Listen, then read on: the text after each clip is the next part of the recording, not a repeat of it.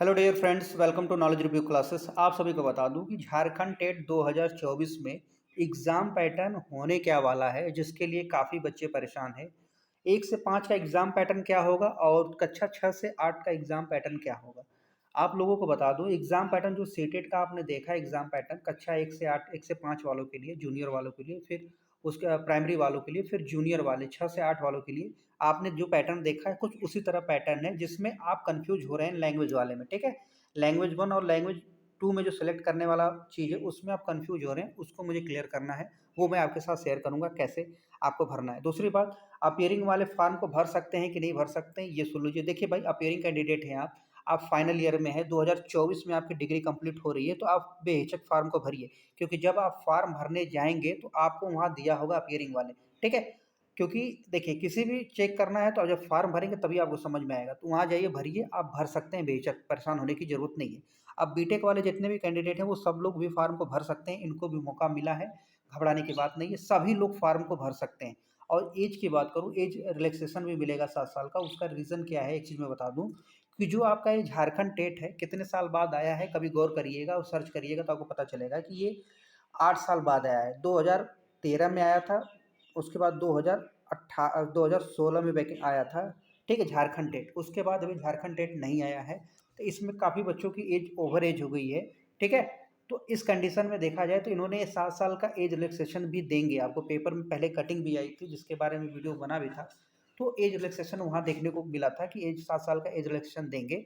और रह गई बात, इसके बाद ये क्या कंटिन्यू करेंगी वो भी मैं बता दूं। देखिए भाई, इसके बाद ये इन्होंने कहीं सीधे बोला है कि हम इसको कंटिन्यू नहीं करेंगे। मतलब ऐसा गवर्नमेंट का इरादा ही नहीं कि आगे ये वैकेंसी, मतलब ये झारखंड टेट लेंगे, यानी ये टेट आगे नहीं हो सकता या भी हो सकता है। मतलब ये श्योर नहीं है, हो सकता है फिर 8 साल या 10 साल बाद आए। तो अगर आपने किया है, अगर आप नहीं भरना चाहते, सोच रहे हैं कि अगली बार भरें, तो भी आप इसको भरना होगा ना चाहते हुए, इसलिए क्योंकि आगे मौका मिलेगा कि नहीं मिलेगा किसी को पता नहीं है। ठीक है, तो सब लोग भरिएगा इस झारखंड टेट को। कुछ चीज़ें हैं जो बेसिक है जिसको मैं आपको बताना तो चलूँगा, बहुत ध्यान से देखिएगा। सारी जानकारी दूंगा ए टू जेड जो भी आपके लिए आवश्यक है, क्योंकि बहुत सारे बच्चे परेशान हैं। ठीक है, एक सबसे पहला परेशानी की बात है आपका एग्ज़ाम पैटर्न को लेकर, वो सुन लीजिए। एग्ज़ाम पैटर्न को मैं दिखाता हूँ, उसके बाद आपके साथ डिस्कस करता हूँ ताकि आपके डाउट्स क्लियर हो जाएंगे। देखिए, अगर मैं कक्षा 1 से 5 की बात करूँ, प्राथमिक की बात करूँ, तो ध्यान दीजिएगा। पहले का हम छोड़ देते हैं, पहले का एग्ज़ाम पैटर्न से हमें हमें कुछ मतलब नहीं, हमें जो भी मतलब है नए एग्ज़ाम पैटर्न से मतलब है। तो आपको पता होना चाहिए। देखिए, हर एक क्वेश्चन 1 मार्क्स का होगा, यानी 30 क्वेश्चन 30 मार्क्स का, यानी आपका 150 का क्वेश्चन आएगा। अब 150 का क्वेश्चन 150 मार्क्स का होगा। अब हमें पता करना है कि 150 मार्क्स में कहाँ कहाँ नंबर बटा है। ठीक है, कितने क्वेश्चन कितने मार्क्स के होंगे अलग अलग। ठीक है, वो चीज़ें हम आपको बताना है। सीडीपी, बाल विकास एवं शिक्षण परीक्षण, 30 क्वेश्चन आएंगे, याद रखिएगा। इस 30 क्वेश्चन, ये तो सीडीपी आपका क्लियर है, सीडीपी आपका क्लियर हो गया कि सीडीपी 30 नंबर का है, इसमें किसी बच्चों को डाउट नहीं होगा। 1 से 5 वाले के लिए बात कर रहा हूँ। फिर उसके बाद आपका आएगा सबसे बड़ा डाउट का पॉइंट, लैंग्वेज 2 आएगा, क्योंकि सॉरी लैंग्वेज 1 में आएगा कि भाषा भाग 1 में आएगा कि हम भाषा ले तो ले क्या।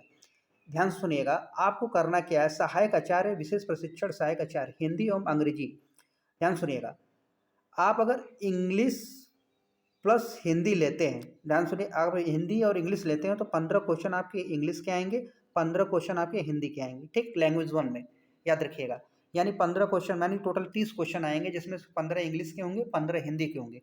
मान लेते लैंग्वेज में कोई कैंडिडेट ऐसा कहता है कि नहीं मैं उर्दू भी लूंगा और इंग्लिश भी लूंगा, तो इसके भी 15 क्वेश्चन उर्दू के होंगे, 15 क्वेश्चन इंग्लिश के होंगे। ठीक, समझ गए। लैंग्वेज 1 क्लियर हो गया। अब आगे हम बात करते हैं लैंग्वेज 2 की बात। देखिए, अब हम आगे बात करते हैं लैंग्वेज 2 की बात करते हैं। ध्यान सुनिएगा, लैंग्वेज 2 में, लैंग्वेज 2 क्या बोला गया, बहुत ध्यान सुनिएगा। भाषा सेकंड में बोला गया है लैंग्वेज 2 में। आप इनकी जो सूची दी है, राज्य भाषा विभाग की अधिसूचना 14-28 दिनांक 10/3/23 से अधिसूचित भाषा में से कोई एक भाषा, मतलब लैंग्वेज 2 में कोई एक लैंग्वेज लेना, एक ही पेपर होगा, यानी एक ही पेपर आपको, मतलब एक ही भाषा सिलेक्ट करनी है। मान लेता कोई कैंडिडेट है हिंदी सिलेक्ट करेगा, ठीक है, तो उसको हिंदी के 30 क्वेश्चन करने होंगे। 30 क्वेश्चन, क्यों मैं हिंदी बोल रहा हूँ सिलेक्ट करने के लिए, इसका रीज़न क्या है। हिंदी देखिए सबको आती है, कितनों कम, अगर 30 नंबर में से तो 20 नंबर आराम से आदमी कर पाता है, क्योंकि हिंदी में सबकी पकड़ होती है। हिंदी स्कोरिंग भी होता है, आप इजीली स्कोर भी कर पाएंगे। ठीक है, अब अगली मैं बात करूँ, ये लैंग्वेज 1 लैंग्वेज 2 क्लियर हो गया। अब हम बात करते हैं, अगली बात करते हैं अब आएगा आपका गणित, ठीक है, चौथा पॉइंट है गणित। अब गणित के 30 क्वेश्चन होंगे, उसके बाद सामान्य अध्ययन होगा, फिर जीएस, सामान्य अध्ययन को जीएस बोलते हैं, जिसको 30 क्वेश्चन होंगे, यानी कुल कितने में 150 क्वेश्चन हुए। अगर मैं इसको मैं अरेंज कर दूं अपनी भाषा में, अगर आप लोग की भाषा में मैं बताऊं, तो सबसे पहला जो पॉइंट होगा क्या होगा, सीडीपी होगा। सीडीपी आएगा 30 नंबर का, 30 मार्क्स, 30 क्वेश्चन, 30 मार्क्स, ठीक है। फिर उसके बाद आपका आएगा लैंग्वेज वन। आप लैंग्वेज वन में हिंदी प्लस इंग्लिश भी ले सकते हैं, या आप उर्दू प्लस इंग्लिश भी ले सकते हैं, या कुछ भी ले सकते हैं, आपके ऊपर है। तो ये आएगा 30 क्वेश्चन, 30 मार्क्स, जिसमें से 15-15 डिवाइड हो जाएगा, 15 हिंदी 15 इंग्लिश, या 15 उर्दू 15 इंग्लिश, ठीक। अब दो हो गया क्लियर। आपका तीसरा मैं बता दूं, फिर तीसरा है लैंग्वेज टू। लैंग्वेज टू में से कोई एक, ओनली लैंग्वेज वन लेना है, एक। अब एक ही लैंग्वेज पेपर लेना है, अगर जिसको उर्दू आती है अच्छे से, मतलब सब्जेक्ट से मैच कर रहा है उर्दू, तो वो ले सकता है। या फिर आप, अगर मुझे लेना होगा तो मैं लूँगा यहाँ पर हिंदी। इसका रीज़न क्या है मैं बता दूँ, कि हिंदी में पकड़ अच्छी है। कितनों होगा, अगर 30 नंबर का है क्वेश्चन, 30 क्वेश्चन है, तो उसमें से कम कितनों हो, 20 से 25 क्वेश्चन आराम से सॉल्व हो जाएंगे, और स्कोर भी बढ़ता है, ठीक है। ये हुआ। अब चौथा है मैथ। मैथ के 30 क्वेश्चन आएंगे। उसके बाद पांचवा है आपका जीएस। जीएस, अब इसमें भी 30 क्वेश्चन आएंगे, टोटल हुआ 150 क्वेश्चन, 150 मार्क्स का।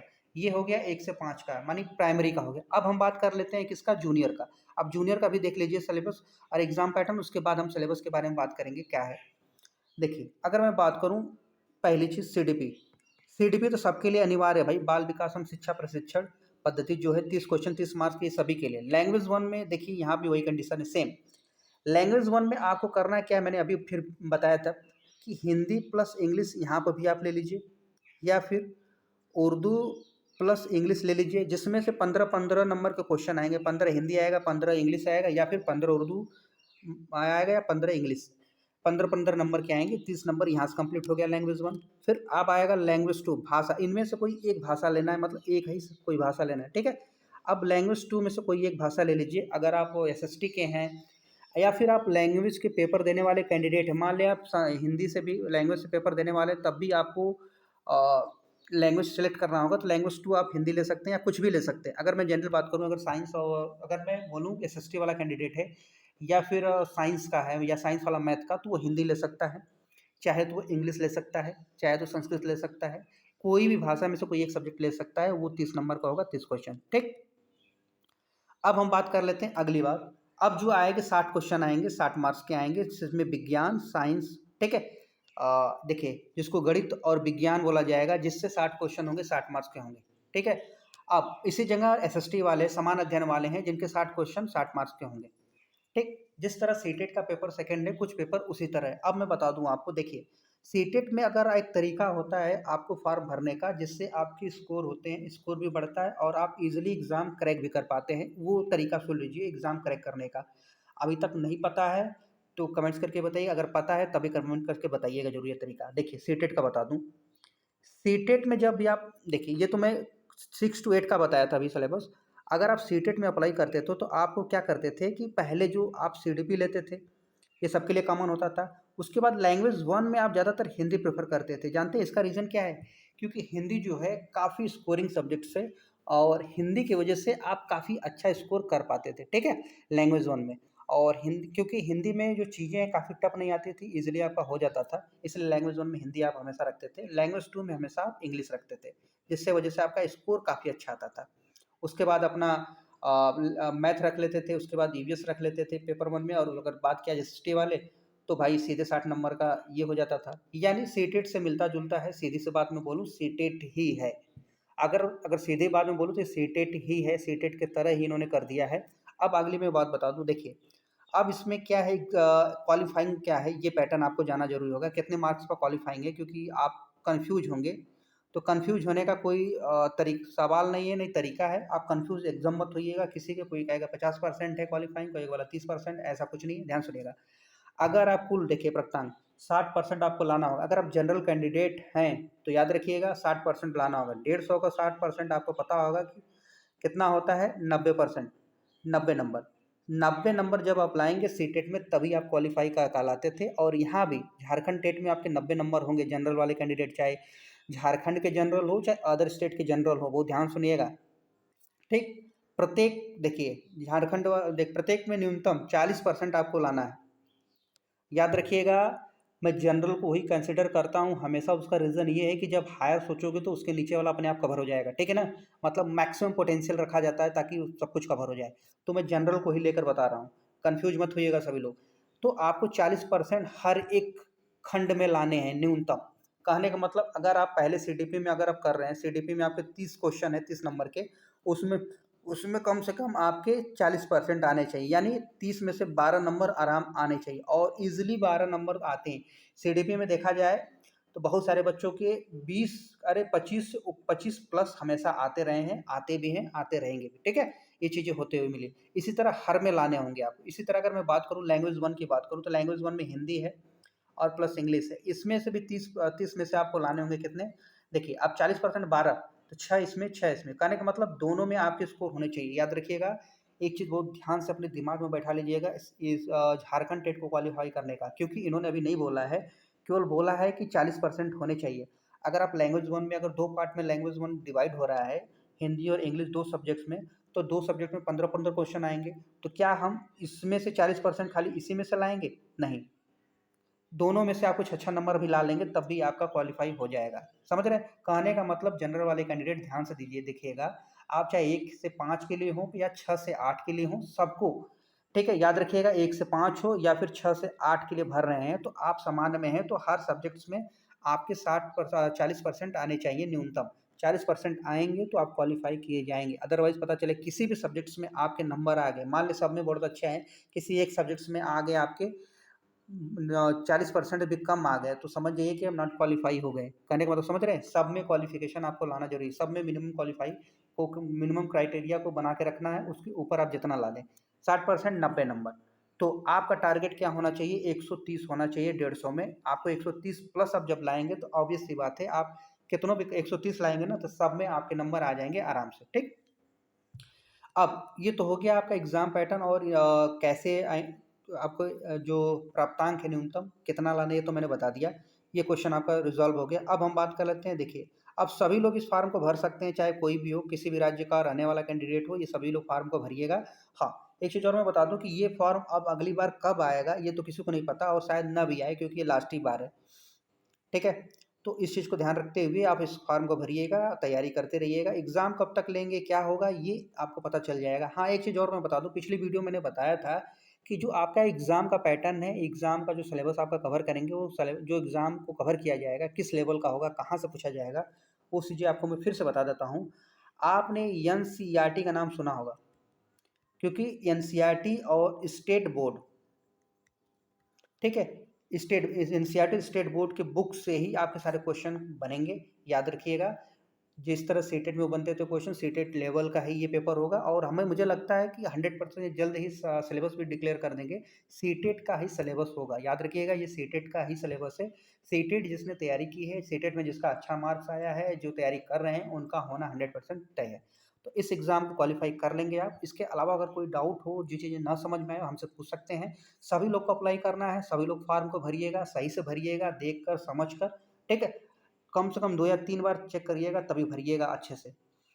आप देखिए भाई अदर स्टेट वाले जनरल में ही आते हैं और कोई दिक्कत नहीं है। बाकी सब लोग के लिए ऑफ़र है भरने के लिए। कोई ऐसा नहीं है जो पूछे कि सर नहीं भर सकते हैं भाई सब लोग भरिएगा। हाँ, एक चीज़ और मैं कहना चाहूँगा आपके लिए ये जो देख रहे हैं क्वालिफ़िकेशन के बारे में दिया हुआ है पूरा पैरा, इस पैरा को अगर आपको ना समझ में इस पैरा को अच्छे से पढ़िएगा। ठीक है? इसको मैं पीडीएफ में डाउनलोड कर दे रहा हूँ, कहाँ पर टेलीग्राम पर अपलोड है।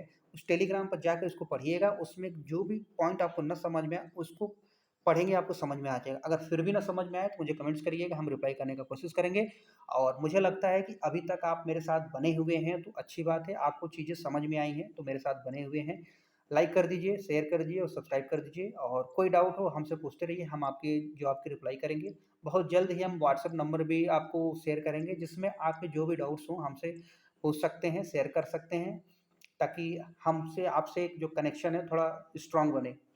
देखिए यूट्यूब पे बहुत सारे लोग हैं, बहुत सारी चीज़ें बताते हैं, जहाँ आपको अच्छा लगे वहाँ से फॉलो करिए और जहाँ जो चीज़ें ना समझ में आए उनको ये बताइए कि सर ये चीज़ें नहीं समझ में आ रही, ये चीज़ें मतलब आपका कमेंट्स करने का अधिकार है, कमेंट्स करेंगे तभी आपको हमें भी समझ में आएगा कि हमने क्या बताया है, जो आपको नहीं समझ में आ रहा है, आपको क्या जानना चाहते हैं, कमेंट्स के माध्यम से ही कन्वे किया जाता है।